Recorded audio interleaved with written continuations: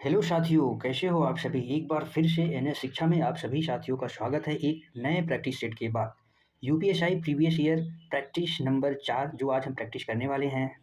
आप सभी साथियों का इसमें स्वागत है। आप हमारे चैनल पे नए हैं तो चैनल को सब्सक्राइब करें, वीडियो को लाइक शेयर ज़रूर करें। इसी के साथ में हम प्रैक्टिस सेट शुरू करते हैं। पहला क्वेश्चन आपकी स्क्रीन पे है, उत्तर देने का प्रयास कीजिए। पहला क्वेश्चन है, निम्नलिखित में से कौन सा शब्द स्त्रीलिंग शब्द है?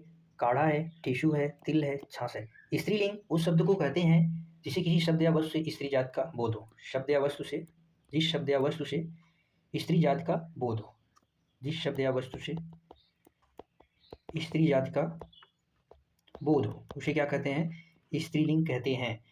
काढ़ा, टिश्यू, तिल ये सब क्या है? पुल्लिंग शब्द हैं। ये सब क्या है? पुल्लिंग शब्द हैं। इसका आंसर जो हो जाएगा ऑप्शन डी। छाछ क्या है? स्त्रीलिंग शब्द है। स्त्रीलिंग शब्द में जैसे कुछ और शब्द, जैसे हमने कहा छात्रा, घास, घास, खिड़की, खिड़की, नौकरानी, खिड़की, नौकरानी, ये सब क्या है? स्त्रीलिंग शब्द है। ठीक है। अगला बताएंगे, क्वेश्चन नंबर 2 है आपकी स्क्रीन पर। निम्नलिखित में से कौन सा विकल्प तत्सम तद्भव की दृष्टि से सही नहीं है? बताना है, सही नहीं है। तत्सम तद्भव की दृष्टि से सही नहीं है। तत्सम, तत् प्लस सम संस्कृत के शब्दों से मिलके बना है। तत् मतलब होता है उसके, सम मतलब होता है समान, उसके समान, यानी संस्कृत से ज्यों से त्यों, संस्कृत के ज्यों की त्यों जो शब्द लिए गए हैं वो क्या कहे जाते हैं? तत्सम कहे जाते हैं। तत्सम कहे जाते हैं। और तद्भव, तद्भव संस्कृत से आते आते हिंदी में परिवर्तित हो जाते हैं। हिंदी के शब्दों को क्या कहते हैं? तद्भव। क्या कहते हैं? तद्भव।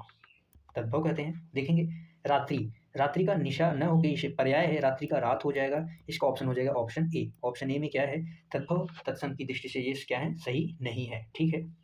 ये निशा क्या है? संस्कृत वाला शब्द है। ये क्या है? संस्कृत का शब्द है, तो इसका रात हो जाएगा। ठीक है। अगला क्वेश्चन है question number 3।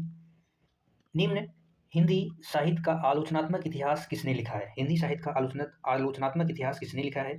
Ram Kumar Verma, Mahavir Prasad Dwivedi, doctor नागिन, राहुल साकित्यायन। बताएंगे।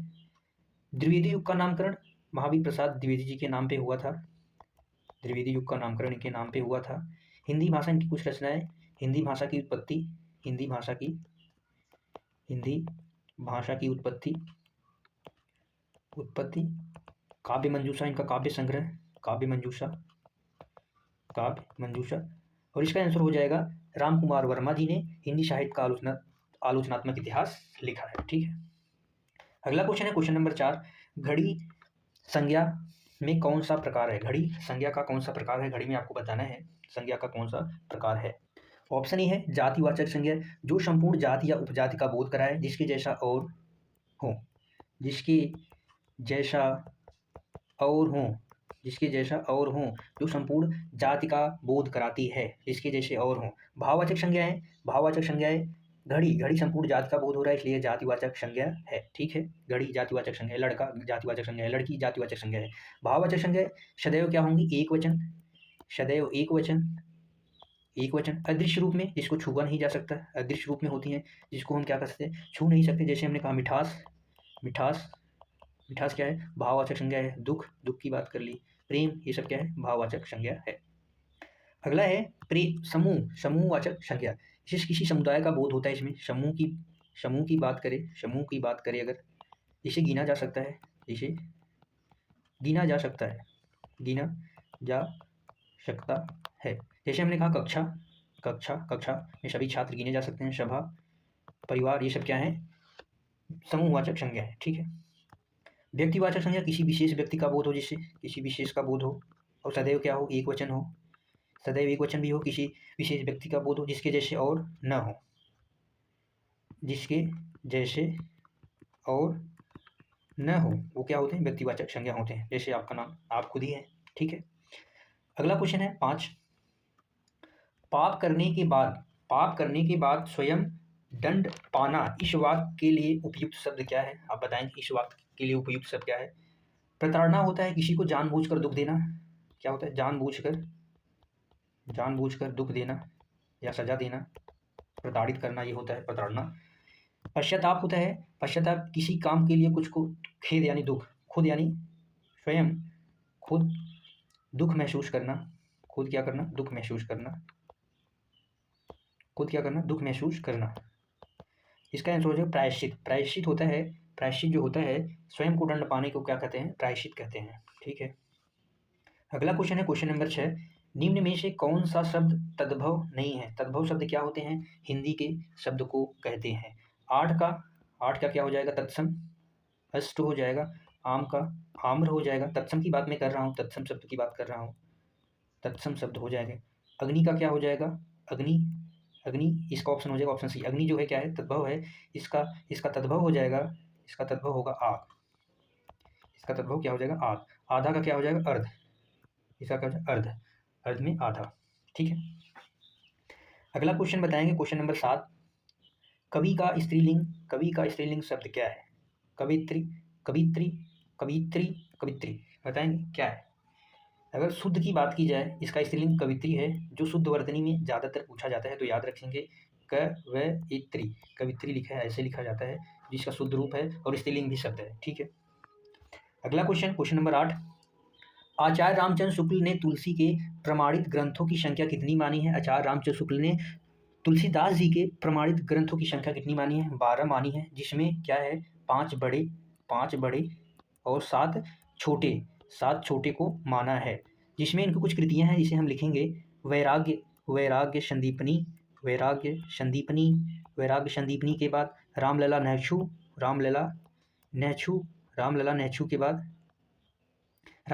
के बाद जानकी मंगल, पार्वती मंगल के बाद बरवे रामायण।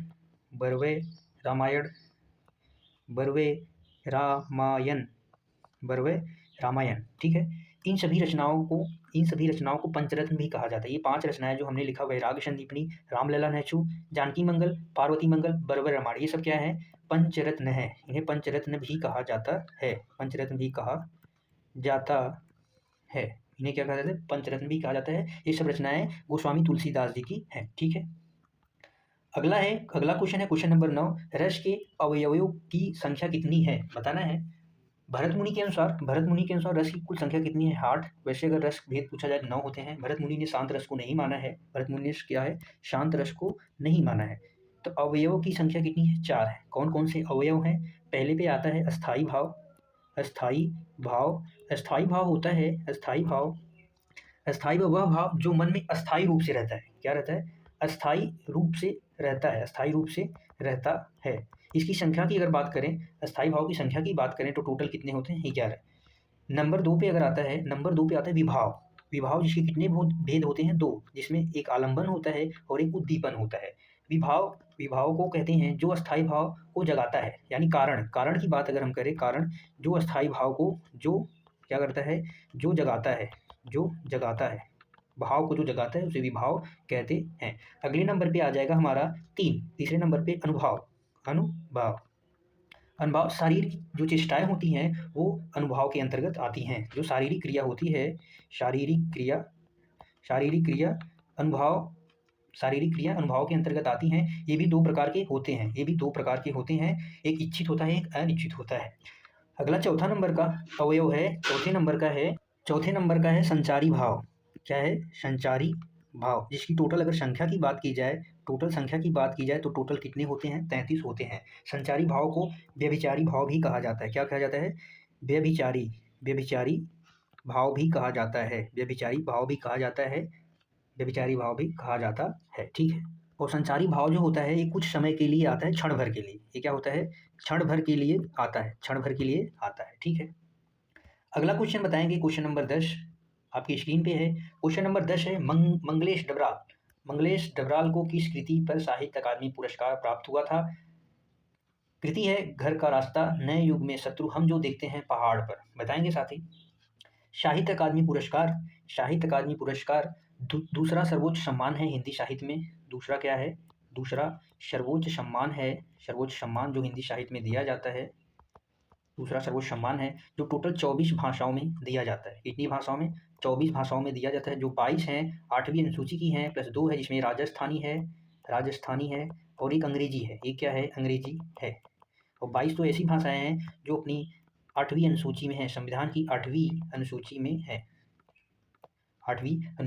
में है। ठीक है। और पहला साहित्य अकादमी पुरस्कार हिमतरंगिणी के लिए मिला था। हिमतरंगिणी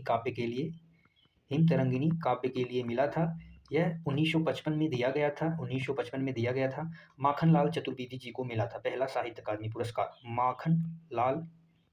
माखनलाल चतुर्वेदी जी को ये पहला मिला था। किसको मिला था? माखनलाल चतुर्वेदी जी को मिला था। माखनलाल चतुर्वेदी जी को, ये सब याद रखेंगे। और मंगलेश डबराल जी को 2000 वर्ष 2000 में इन्हें मिला था हम जो देखते हैं के लिए साहित्य अकादमी पुरस्कार वर्ष 2000 में मिला था। अगला क्वेश्चन बताएंगे, क्वेश्चन नंबर 11। वह दूसरों को नहीं बल्कि अपने आप को बताना है, अपने आप को सुधार रहा है। इस वाक्य में अधोरेखित शब्दों का सर्वनाम बताना है। अपने आप में बताना है आपको कौन सा सर्वनाम है, अपने आप में कौन सा सर्वनाम है। हमारी यूट्यूब पे सर्वनाम की क्लासेस पढ़ी हैं, साथ ही आप सभी जा सकते हैं सर्वनाम की क्लास को देख सकते हैं। अपने आप में यहाँ पे स्वतः की बात हो रही है, स्वतः यानी अपने आप की बात हो रही है। जहाँ स्वतः की बात हो, अपने आप की बात हो, वहाँ पे क्या होता है? निजवाचक सर्वनाम होता है। ठीक है, जो स्वतः का बोध कराए, अपने आप का बोध कराए, वो क्या होता है? वो क्या होता है? निजवाचक सर्वनाम होता है। स्वतः का बोध, अपने आप का।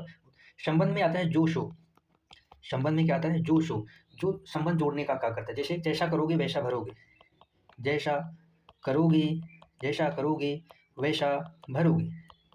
ये क्या है? संबंध जोड़ा है, दो उपवाक्यों के बीच क्या करता है? संबंध जोड़ता है। ठीक है।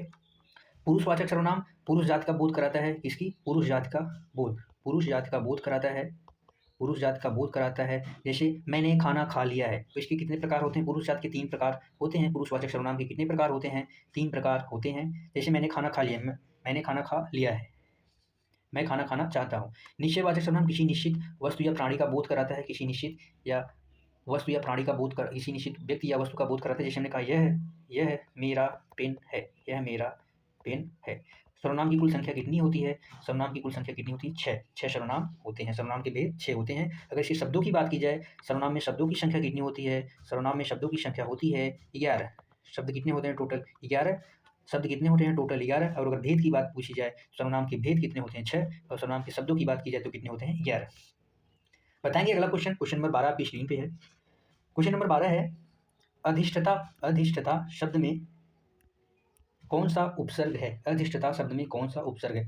अधि प्लस स्थाता शब्द से मिलकर बना है। अधि का मतलब होता है ऊपर, अधि का अर्थ क्या होता है? ऊपर। इसमें कौन सा उपसर्ग है? अधि। अधि उपसर्ग से बने कुछ शब्द जैसे हम देख लेते हैं। अधि से बना है अधिकार, अधिकार, अधि से अधिकार, अधिपति, अधिग्रह की बात जो कर लें तो अधिग्रह क्या है? अधि उपसर्ग से मिलकर बना है। अधिराज, उपसर्ग क्या होते हैं? मूल शब्द के पहले जोड़ के अर्थ में परिवर्तन कर देते हैं। मूल शब्द के पहले आते हैं। ठीक है, याद रखेंगे। अगला क्वेश्चन, क्वेश्चन नंबर 13। रामू जो एक बड़ा खिलाड़ी है, कल उसकी टांग टूट गई। इस वाक्य में उचित विराम चिन्ह बताना है। उचित विराम चिन्ह क्या है? विराम चिन्ह वे चिन्ह उनको कहे जाते हैं जो वाक्य को स्पष्ट करते हैं। विराम चिन्ह का प्रयोग वाक्यों को स्पष्ट करने के लिए कहा जाता है। लाघव चिन्ह, विवरण चिन्ह जिसे भी कहते हैं, लाघव चिन्ह ये है। अर्धविराम इसे कहते हैं। विवरण चिन्ह, विवरण या निर्देश देने के लिए। अल्प विराम किसी वाक्य को स्पष्ट करने के लिए। इसका आंसर हो जाएगा ऑप्शन डी। रामू, यहाँ पे हमने कॉमा लगा था। रामू जो एक बड़ा खिलाड़ी है, कल उसकी क्या है? यहाँ पे पंक्ति को स्पष्ट करने में अल्प विराम से पंक्ति को क्या करता है? स्पष्ट करने में सहायक होता है, समझने में। जैसे हमने कहा अल्प विराम का प्रयोग जैसे बताया, हमने कहा रोको मत जाने दो। एक पंक्ति है, रोको मत जाने दो। फिर यही हमने लिखा रोको मत जाने दो। हमने यहाँ पे अगर कामा अल्प विराम का प्रयोग यहाँ पे लगा दिया, यहाँ पे लिख दिया, यहाँ पे इसका मतलब हो गया रोको मत, उसको जाने दो।